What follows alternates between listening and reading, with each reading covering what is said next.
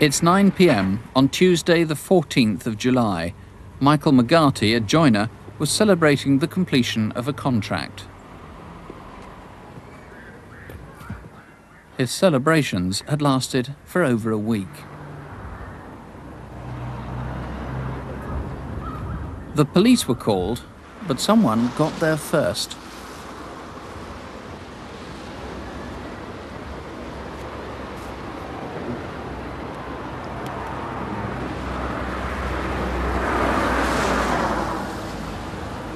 The thief made off with a birth certificate, £30 in cash, and McGarty's driving licence. 2 months later, it's Tuesday the 8th of September. At the Northumbria filling station in Wallsend, a man with a Geordie accent wanted to hire a van. The driving licence was in the name of Michael John McGarty. He hired a brand new white Sherpa van, and the agreement was for 2 days, up to Thursday, September the 10th.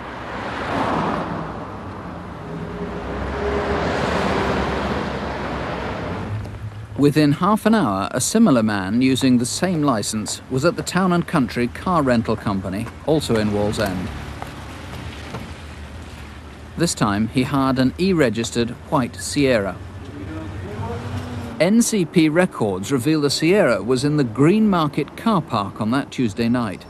But where was the Sherpa van?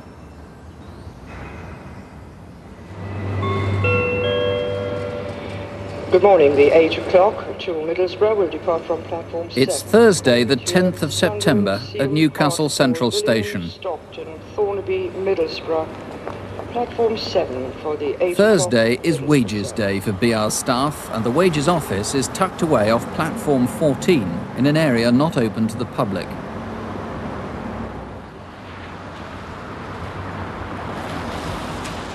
By 8 o'clock that morning, a Securicor van was on its way to the station delivering the week's wages.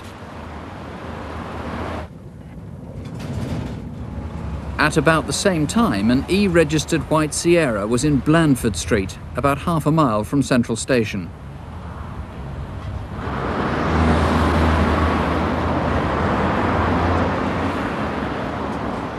It's 8:20 a.m.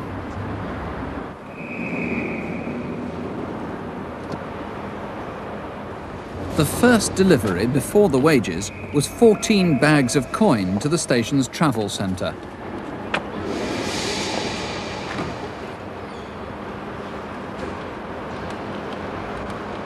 At about this time, a Sherpa van was seen in the parcels collection area called the West End Dock, close to platform 14. Meanwhile, the security guard made further trips to and from the travel centre, collecting boxes of notes.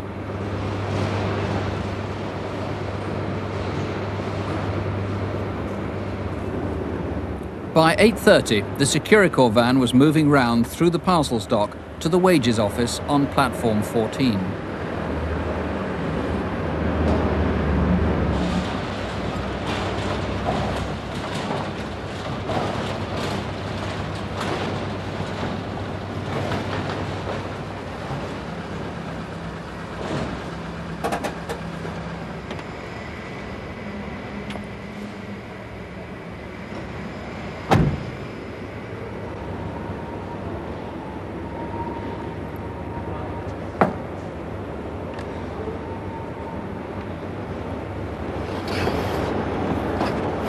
Hold up, give us the bag, you bastard! Come on, I'm not kidding! Give us the bag, come on! Come on! Let go, you bastard! Use the gun! Shoot the bastard! Stop the bastard! Away!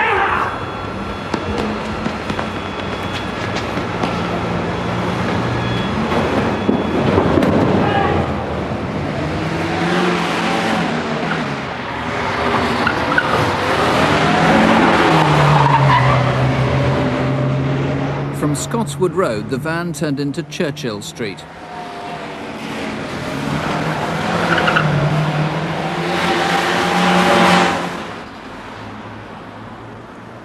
This is Blenheim Street at the junction where it meets Churchill Street. Two cars were waiting to turn right.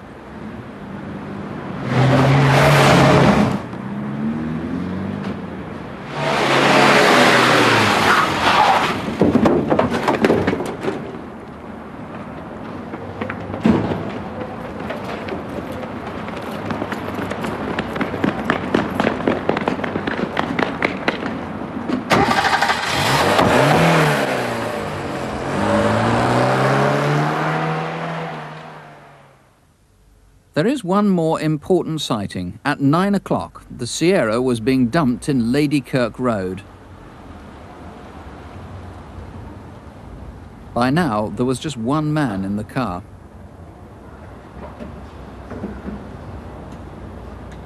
Ladykirk Road is about a mile from where the driving license had been stolen 2 months before.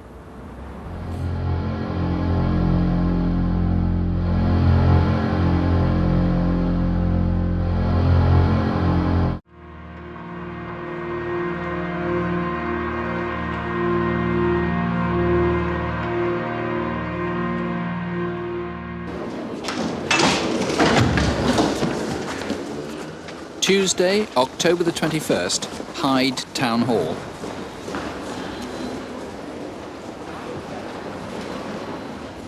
The public corridor there overlooks the Royal Bank of Scotland in Corporation Street.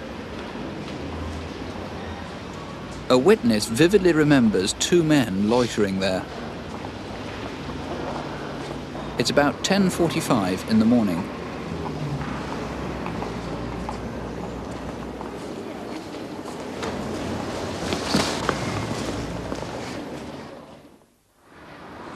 Four weeks later, Tuesday the 18th of November. Detectives have pieced together three events that morning, each of which was very slightly unusual. This was 11:25 in Corporation Street, a couple of hundred yards down from the bank.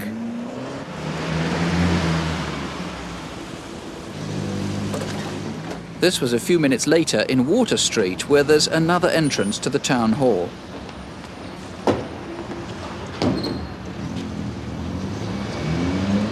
And finally, about a mile away, here in Raglan Street, between 10:40 and 11:40, at least 5 witnesses saw a motorcyclist. He seemed to be keeping an eye on 2 cars.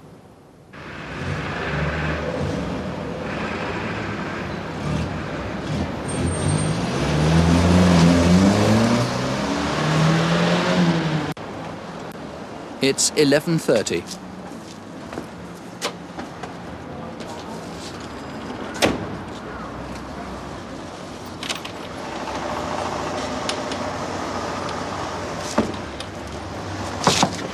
The total delivery was over £200,000. The coins went in first.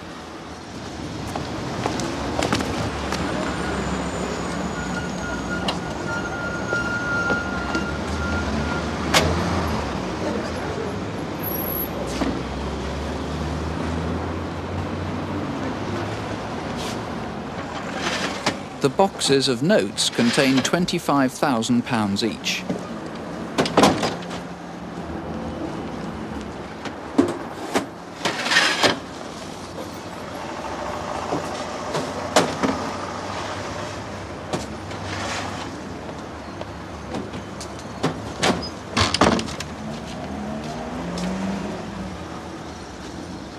Right with them! Get the box!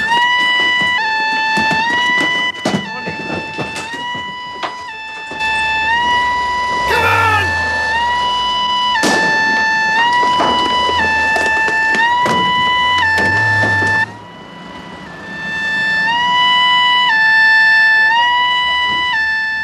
This man, Stephen Campbell, who's a builder, tried to keep up with the van to get the registration number.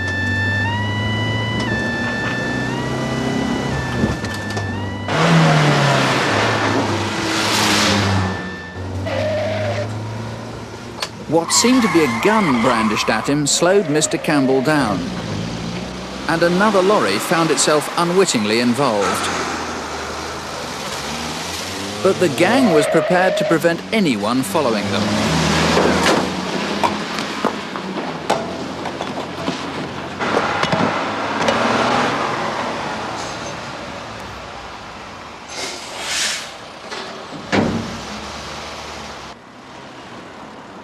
Adamson's industrial estate.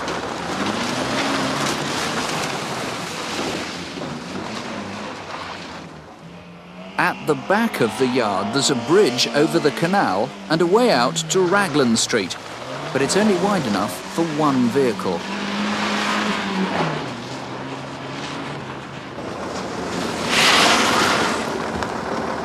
Move it! Move your lorry! Move it! Come on, get out! Fitz! Move your... Back! Come on, get it out! Back! Come on!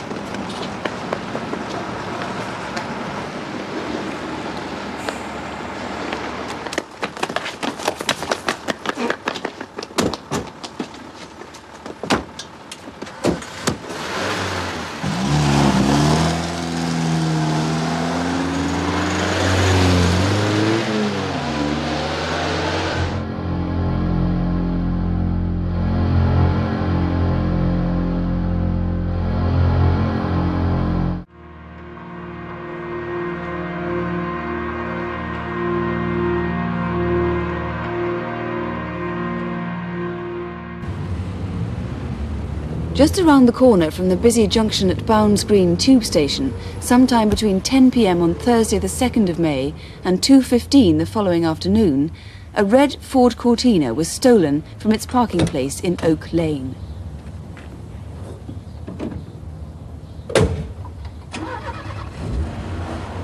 Five weeks later, opposite Wembley Conference Centre in West London, a blue Ford Granada was stolen. Both the Cortina and the Granada had an appointment to keep 2 days later in St Albans.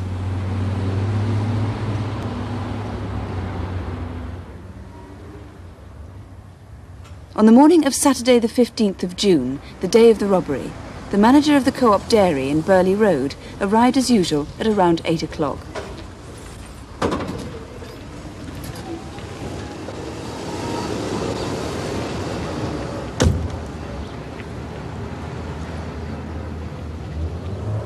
At about 10 to 5 that afternoon, a witness remembers seeing a red Cortina pull up at the back of the dairy in Oakdean Way.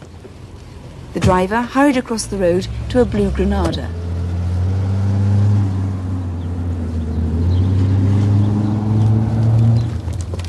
Half an hour later, a witness remembers seeing two men walking past Alban Court towards the dairy next door. They were wearing green overalls, so he assumed them to be milkmen. He described the one sitting on the wall as being about 5'10" to 6 foot tall and thick set. It looked as though he was wearing a dark brown wig or toupee.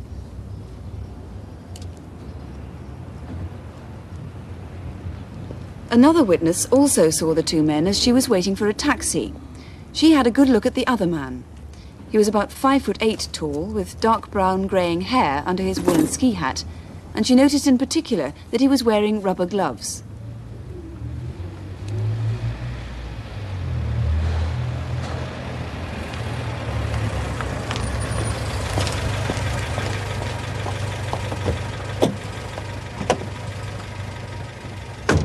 As her taxi pulled away, she glanced at the blue Granada that had been parked there for some time. The driver was in his late 30s or early 40s, was slightly balding and had a moustache.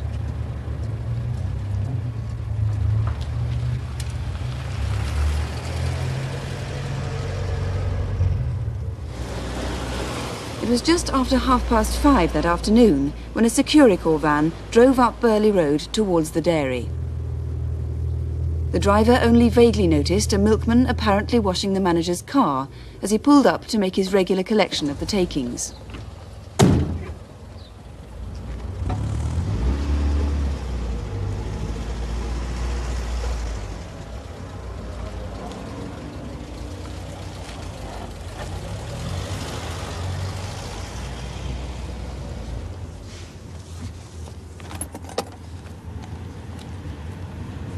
Get your hands up. Switch it off! Right, that's... Hurry up. Shut up! Get them Open hands. it up! Come on! I think we're being done. Plus the phone's dead. That's a lot. Come on, do the tours.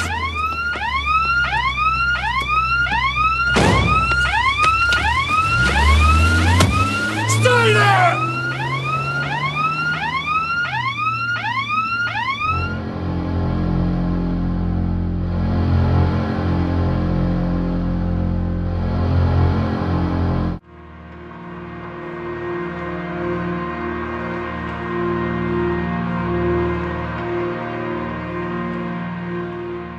July the 1st, Brayards Road in Peckham, and this blue Rover had become a local nuisance.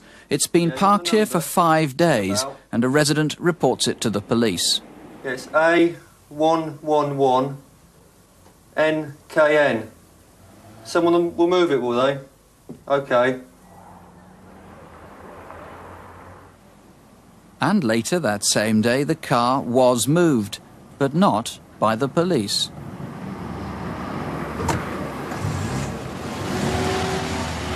The next known sighting of the Rover was 6 weeks later. That's mid-August, parked here at Wimbush in Milton Keynes.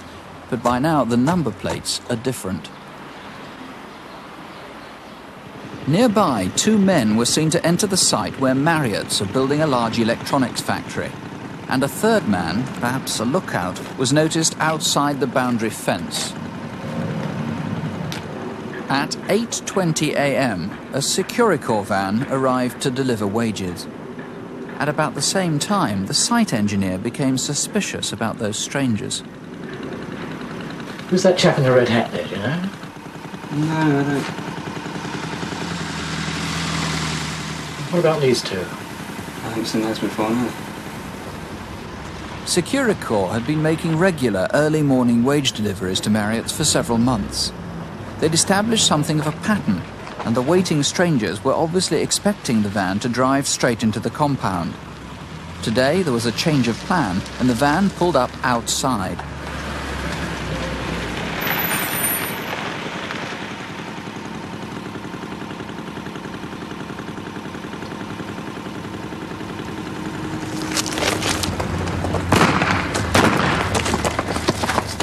Get it open! Get it open or I'll shoot ya! Open it! Give me the keys or you're dead! Move! Get it open! Here's the keys, don't shoot! I think they're flanked, Jerry! Lads! Get them! It's a road! Let's get them! Bastard! Out! Put it down! Although he'd been shot, the foreman got up and went on with the chase and shouted to a lorry to ram the getaway car. Reverse! Grab the rover!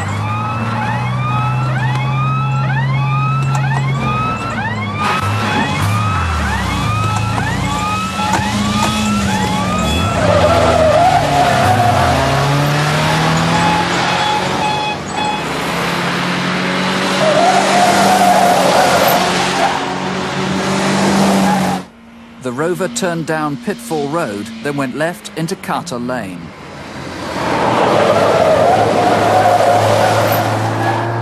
The police aren't sure if there were 3 or 4 men in the car.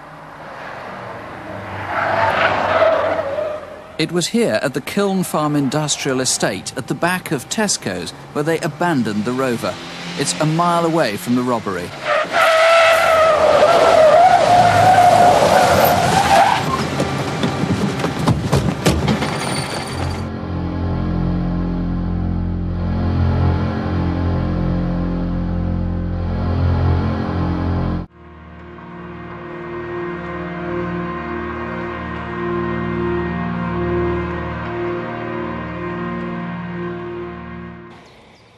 The date is Friday, the 1st of March. The people of Edinburgh are to witness an extraordinary chase through the main streets of the city. This is Waterloo Place in the centre of Edinburgh.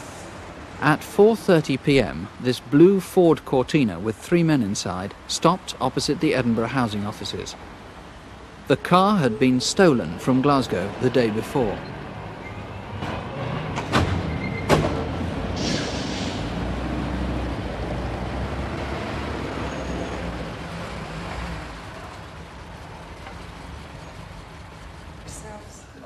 One man stayed outside and one went inside as though he was a council tenant here to pay his rent. But instead of going to the counter, he sat with cleaners who were waiting for the offices to close. Several minutes later, a Securicor van arrived to collect the day's takings from the cashiers, leaving a guard to keep watch in the back of the van.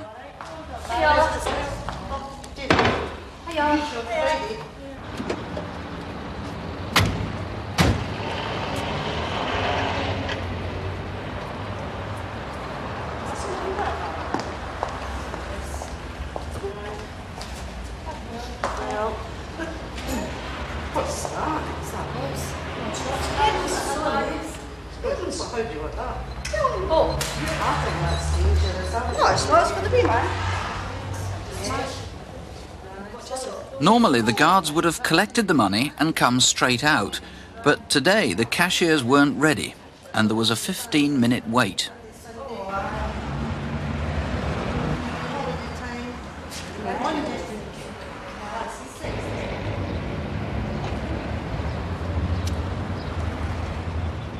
This long delay enabled witnesses in the building to give a very full description of one of the robbers. He seemed about 30 years old, 6 feet tall, well built with black, straggly, unwashed hair and a scruffy moustache. He had a pale complexion. It's now 4:45 p.m. It seems that by looking through the window into the cashier's office, the accomplice outside was able to give a signal that the guards were about to emerge.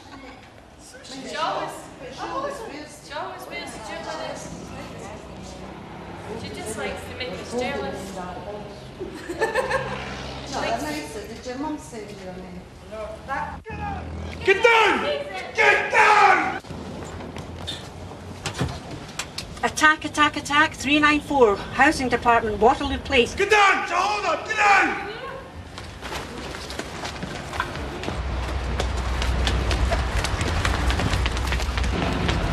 At the front!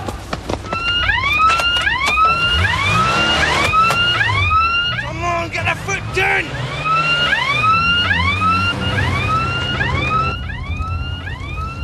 Come on!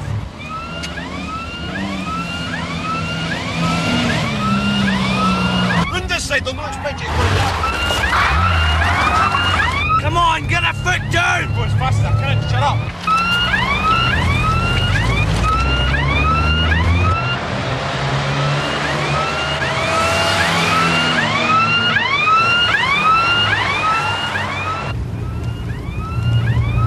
Up here, turn right, up the hill!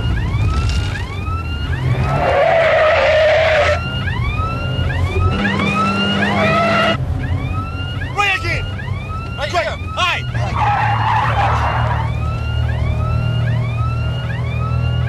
Bastard still behind us!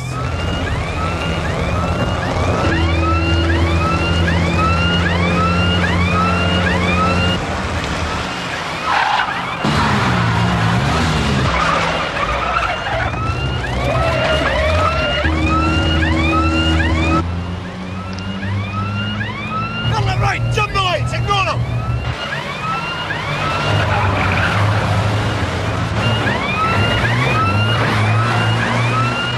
Come on! Jesus Christ! Right behind us! Come on, hurry up, will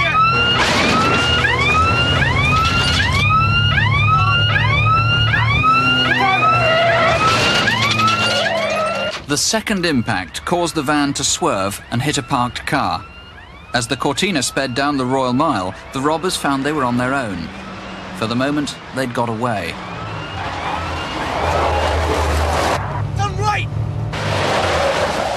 At the bottom of the Royal Mile, they swerved right into the car park of Scottish and Newcastle breweries. The van had lost them from its sight and drove straight past. This way! Over a dozen witnesses saw the men running through the car park. Several said that one was now wearing a bright red sweater.